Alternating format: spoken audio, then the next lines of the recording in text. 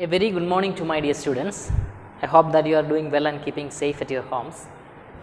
Anyway, in the last class we had just started a very beautiful story entitled as Pip's Adventure, written by Charles Dickens, and this is actually the 7th chapter in your supplementary reader. So now we are actually planning to go with the second part, the last part of the story, Pip's Adventure, written by Charles Dickens. Okay, and do you remember what we discussed or what we discussed in the last class? So in the last class, we happened to know about the story of Pip, and when the story began, Pip was actually standing close to his parents' tomb, and at that time a strange man came there, and he held Pip's tightly, and the strange man threatened Pip. At that time Pip got frightened, and while the strange man was actually holding him very tightly, the strange man demanded two things. And what were the two things he demanded when he met the boy? Yeah, the first one was actually he asked the boy to get him a file and also get him some victuals. And file, you all know that. So when the story began, we came to know that there was actually a metal iron metal piece at his leg, and he could not move freely as there was a iron metal piece at his leg. So he actually wanted to cut it, and he actually wanted to be let himself free. So when he came to know that the boy was actually living with his brother-in-law, who was a blacksmith, he demanded the boy to go to his home and get him a file in order to make himself free from this iron metal piece, which was actually attached, or which was actually at his leg. Okay, and more than that, he had been very hungry for days, so he actually wanted the boy to get him some food also. So in that way, in the last class we came to see that the boy, after meeting with the strange man, went to the house, and it was a very difficult thing for the boy to pass that miserable night, because the boy had made a very dreadful promise with that strange man. The promise was to get him, or to give him, victuals and a file. Yesterday we came to know that when he went back to his home, Mrs. Joe was actually preparing tea, and Mrs. Joe was actually preparing tea, and she was actually cutting a huge slice of bread and butter. Okay, when Mrs. Joe had been offering him that slice of butter and bread, the boy was actually managed to slip his piece down the leg of his trousers. It was actually, the boy did it very deliberately. What was in his mind was actually he could offer that piece to whom? To that strange man. At that time we came to know that Mr. Joe was actually advising him not to swallow or eat food like that. So in that way, all these things in the last class we came to know. And also, when it was the next morning, the boy hurriedly went to whom? Went to the strange man with all those possible food materials and the file. And as the boy was actually sitting close to the strange man, after the boy offered the food items, the boy was very much pleased to witness that the man had been eating the food items so ravenously, as if he had not been eaten anything for days. When seeing this, the boy was very much happy. Even though the strange man frightened the boy, when the boy realized that his offering would give some benefit, or would give some benefit to the strange man, that actually made the boy very happy. Okay, and in that way the man was also thankful to whom? Thankful to the boy. And after that, the man was actually trying to remove the iron metal from his leg, and at the time, after watching this, the boy soon went to his home. So at this portion we stopped in the last class. Now we can go to discuss the next portion. All of you please take page number 63. Here I am going to read the next portion. So please do listen and read along with me. Okay. Pip passed a wretched morning expecting every moment that the disappearance of the pie would be found out.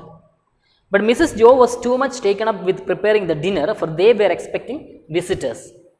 And when Pip came back to his home, Pip was very much afraid, because Pip actually stolen the pie for the strange man, and his sister was actually made this pie for some visitors. So he was quite afraid that he would be caught for not finding the pie there. Okay, but Joe and Mrs. Joe and Mr. Joe was very busy with preparing the dinner for the expected visitors. Okay. At the end of the dinner, Pip was scared that he would be found out when his sister graciously called out her guest. Then after completing the dinner, his sister actually called the guest. Then Pip was 100% sure that he would definitely be caught, because when the visitors came, definitely his sister would offer them the pie. Okay, offer them the pie. At the time, she would definitely look for the pie. Then, the disappearance of pie would be noticed, and they would definitely suspect whom? They would definitely suspect the boy. Okay, so in that way, he became very much afraid. You must taste a most delightful and delicious present I have had. It's a pie, a savory pie. Then his sister announced to the visitors that she had prepared something very extraordinary thing for them, and she was actually in a way asking them, or requesting them to have a taste, to taste a most delightful and delicious present she had made for them, and it is a pie, a savory pie. Then she said that it was nothing other than a savory pie. Pip could bear it no longer and ran for the door, and ran head foremost into a party of soldiers with their muskets, one of whom held out a pair of handcuffs to him, saying, "Here you are, look sharp, come on." But they had not come for him. They only wanted Joe to mend the handcuffs, for they were on the search for two convicts who had escaped and were hidden in the marshes. This turned the attention of Mrs. Joe from the disappearance of the pie. When the handcuffs were mended, the soldiers went off, accompanied by Joe and one of the visitors.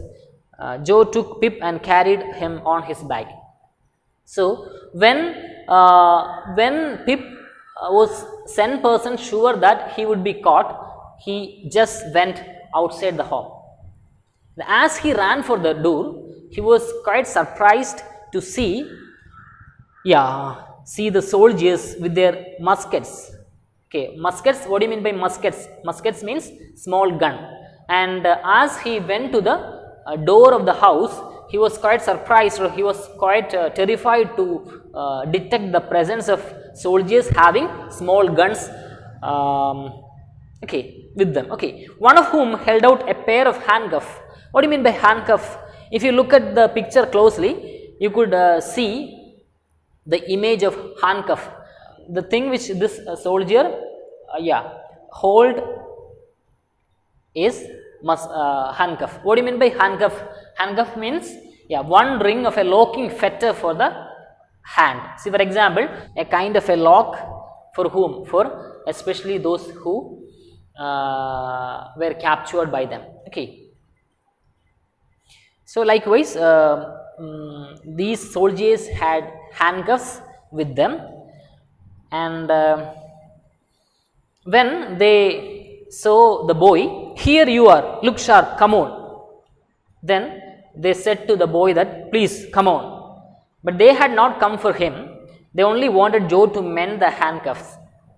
And this handcuffs, there was actually the handcuffs were under repair. So they actually wanted to, they came there to meet whom? They came there to meet Mr. Joe, because Mr. Joe was a blacksmith. So they actually came there to seek the help of the Mr. Joe in order to mend, or in order to, mending means repairing, in order to repair this handcuff. As for they were on the search for two convicts who had escaped and were hidden in the marshes, and they were actually on the search for finding some convicts. Convicts means someone found guilty. Convict means one who found guilty. So they found two people as guilty, and they were actually searching for them.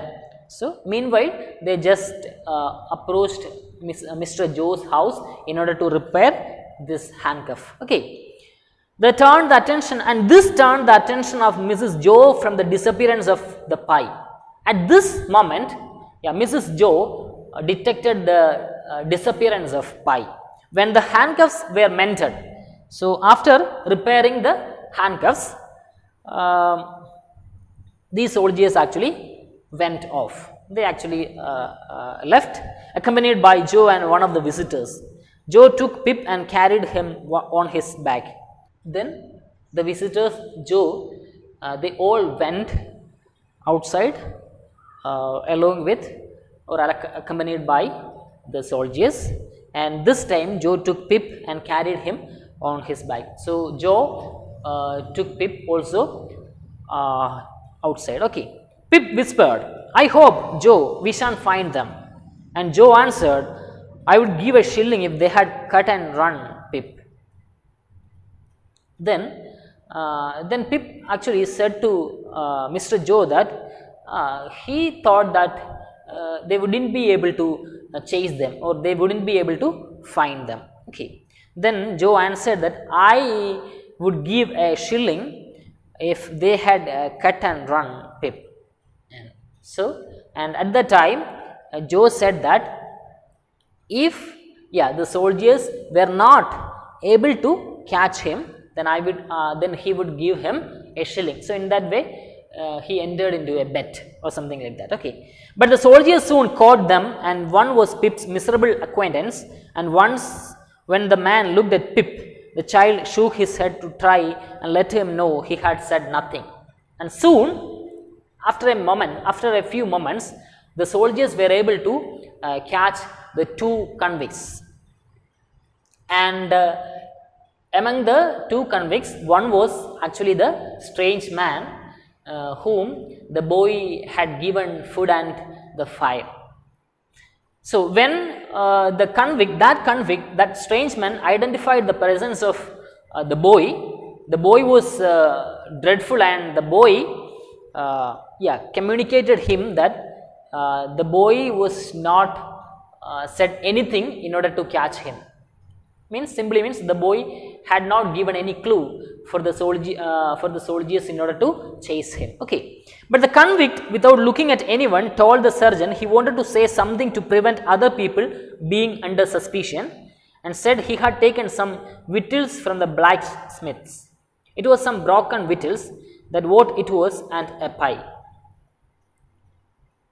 Okay, so but the convict, without looking at anyone, told the surgeon he wanted to say something to prevent other people being under suspicion. So this strange man was a straightforward man. Then this strange man, one of those convicts, just said to the sergeant that he wanted to say something before they suspected everyone. Okay, and then he said that he had taken some victuals, some food items and pie from whose house? Mr. Joe's house. Okay. Have you happened to miss such an article as a pie? Blacksmith enquired the sergeant. Then the sergeant asked blacksmith whether the things he mentioned was right or not. He asked or he enquired the blacksmith whether he lost such victuals and a pie. Okay. My wife did at the very moment when you came in. Then the blacksmith said that yes, yeah, my wife actually lost. My wife actually lost or missed such victuals and a pie. So said the convict, looking at Joe, you are the blacksmith, are you? Then I am sorry to say I have eat your pie. Then very frankly, the strange man asked Mr. Joe whether he was actually the blacksmith. Then Mr. Joe said that he was actually the blacksmith. Then the strange man said that, yeah, don't feel bad over me, and he said that he had eaten his pie. Okay, so in that way the strange man said everything without asking him. Okay. God knows you are welcome to it, said Joe. Joe said that, no problem, you are welcome. Okay. We don't know what you have done, but we wouldn't have you starved to death for it. Poor miserable fellow creature would have Pip. So then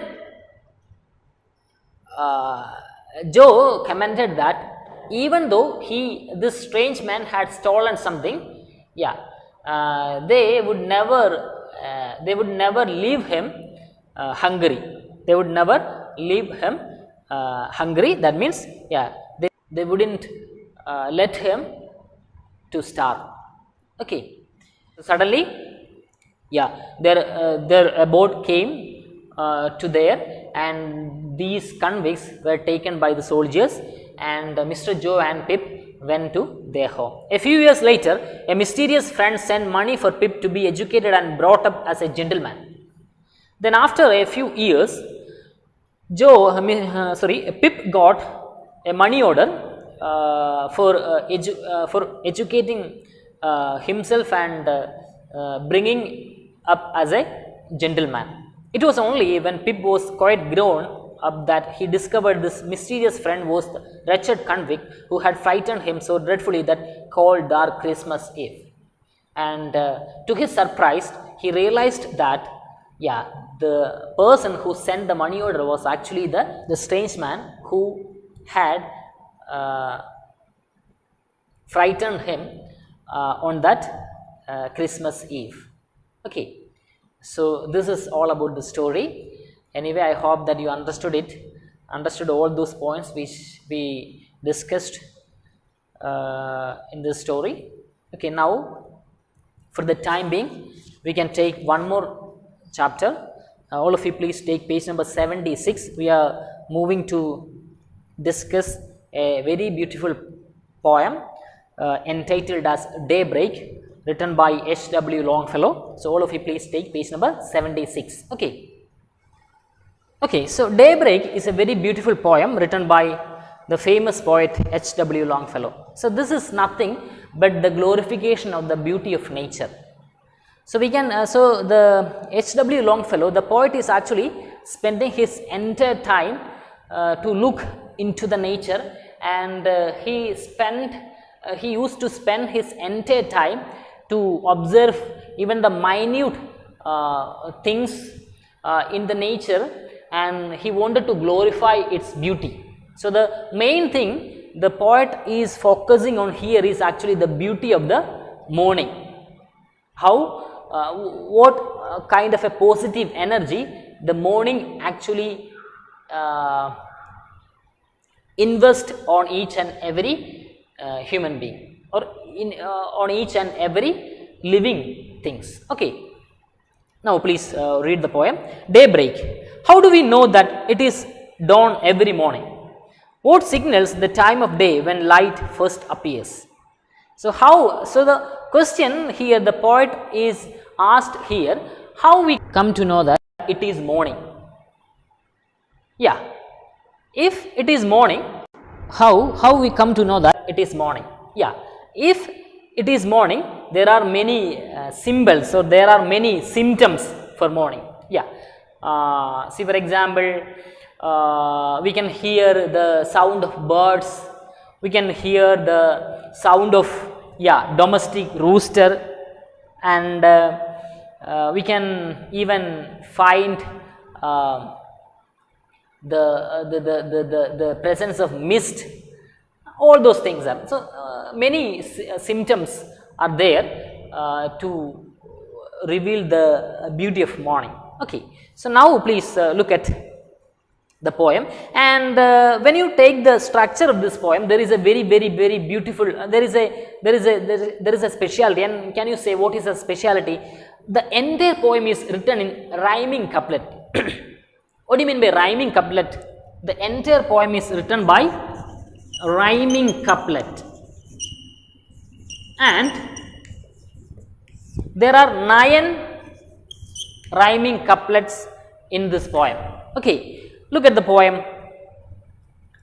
Each 2 stanzas means the two lines having the same length is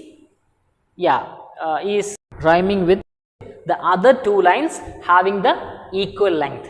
So this is what you mean by, or this is what we call as a rhyming couplet. So in that way we can say that the poem, throughout the entire poem, we can find 9 rhyming couplets. See, for example, each 2 lines, the first 2 lines are rhyming with the next 2 lines. So in that way, the next 2 lines are rhyming with the other 2 lines. Okay, so in that way, throughout the entire poem, the poet has used 9 couplets altogether, and all these couplets are rhyming with each other. So this is what we call as rhyming couplet. Okay, listen. A wind came up out of the sea and said, "Oh miss, make room for me." So when you read the first 2 lines, you have to remember one thing, that due to the pressure variation in the sea, there is actually a speciality. During the day, the wind actually moves from sea to land. Okay, the wind actually moves from the sea to the land during the day, and vice versa in the night. That means during the night, the wind actually moves from the land to the sea. During the night, the wind actually moves from the land to the sea, and during the day, the wind moves from the sea to the land. So this happens because of the pressure variation in the sea. Okay, so a wind came up out of the sea. What does it mean? Wind came up out of the sea. So when the wind removes, or when the wind moves from the sea to the land, during the day. So from the first line itself, we can come to the conclusion that it is speaking about the morning, because only during the day wind moves from sea to the land. So here it is said that a wind came up out of the sea. That means wind moves from the sea to the land. Okay, and said, "Oh miss, make room for me." See, for example, during the night, almost all places are covered with mist. Okay, and when it is the morning, because of the rays of the sun, all these mist soon disappears. So likewise, when the wind moves from the sea to the land, the wind actually asks the mist, yeah, make room for me, please go ahead and yeah, give a place for me. Okay. Simply saying that it is actually the morning. It hailed the ships and cried, sail on, ye mariners, the night is gone. Okay, now the night is almost finished, the night is over. Now it's a time for a new beginning. It's a time for involving into our activities. So that is what it hailed the ships. It called the ships. Yeah, the wind called the ships and cried and said to them, sail on, move on, ye mariners, the night is gone. Yeah, so till then we all had been sleeping because it was night, but now, yeah, the morning appears. So we have to be very vibrant, we have to be very lively, we have to be energetic. So wake up and do your duties. And hurried landward far away, crying, awake, it is the day. So in that way, the wind is actually traveling through almost all parts of the earth, not earth, the wind is actually traveling through almost all parts of the land and announcing to each and every living things on the land that it is the morning. It is the morning. Okay. It said unto the forest, shout, hang all your leafy banners out. See, for example, I don't know whether you noticed it or not. Have you watched the leaves of plants during the night?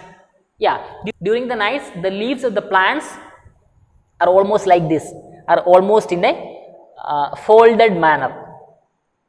Okay, they are almost in a folded manner. And when it is morning, they started unfolding. Okay, so this is what the wind is actually saying here. It said unto the forest, it said to the forest, shout, hang all your leafy banners. So when it was the night, all the leaves of the plants, they used to fold their leaves like this. Means simply, they are simply sleeping, in order to say that they are simply sleeping. Okay. So during the night, the leaves of the plants usually folded themselves, and when it is the morning, they started unfolding. So likewise, hang all your leafy banners out. So then, in that way, the wind says that now it's morning, so please unfold your leaves and stop sleeping and try to unfold your leaves by yourselves. Okay. It touched the woodbird's folded wing and said, oh bird, awake and sing. And I don't know whether you noticed or not, have you noticed the small birds and small birds? See, for example, if you have hens, rooster in your home, have you ever noticed how they used to sleep during the night? Yeah, they used to sleep in a standing mode, in a standing position. So at that time, their wings are like this. They fold their wings like this, because simply saying that it is actually the night. So now the wind is here saying that it touched the woodbird's folded wing. Yeah, the wind is slowly approaching the woodbird's folded wing. So when it was the night, it was during the night, all the birds actually folded their wings. So the wind actually approaches them, and the wind is actually making them relaxed with his soft movements, and in a way the wind is actually making them aware of the fact that the night is over, it is morning. Okay. And said, oh bird, awake and sing. So please wake up from your sleep and awake and sing, and started singing. So that is what in the morning, the domestic rooster sings or makes its clarion sound, okay, or alarming sound. And over the farms, chanticleer is actually a domestic rooster. Your clarion blow, the day is near. Clarion means a clarion call, that is a clear message or request for somebody to do something. See, for example, simply here means the sound of the domestic rooster making in the beginning of a day. Okay, so in that way, the wind asks the chanticleer to blow his voice. Okay, to your clarion blow his voice in order to announce that it is morning. Okay, it whispered to the fields of corn, bow down and hail the coming morn. Then suddenly the wind goes to where? Yeah, the wind goes to the field, the corn field, and the wind bows with giving due respect to giving due respect to the cornfield. So then soon the wind goes to the cornfield and bows himself and announces them also that it is morning. It shouted through the belfry tower, awake, O bell, proclaim the hour. Then the wind goes to the belfry tower and says that, awake, O bell, proclaim the hour. Then the wind goes to the belfry tower and asks to ring the bell, to announce that it is the beginning of the day. It crossed the churchyard with a sigh and said, not yet, in quiet lie. Then it suddenly goes to the churchyard. Churchyard is actually an area of land around a church, often used for burying people in. Then the wind goes to the churchyard and with a long sigh, with a long deep breath, says that, this is not the time to sleep, or this is not the time to lay motionless. So in that way, the wind announces the beginning of a day, and the wind actually calls everyone to be energetic, to be active, and to be immersed in their own usual deeds or normal routine. Okay, so this is actually the content of the poem. So if you analyze the poem, as I said, we can find that the poet has used rhyming couplet, and we can find 9 rhyming couplets throughout the entire poem. And throughout the entire poem, the poet is actually presenting wind as a person. Wind as a person. So we can say that wind is being personified here. And again, if you look at the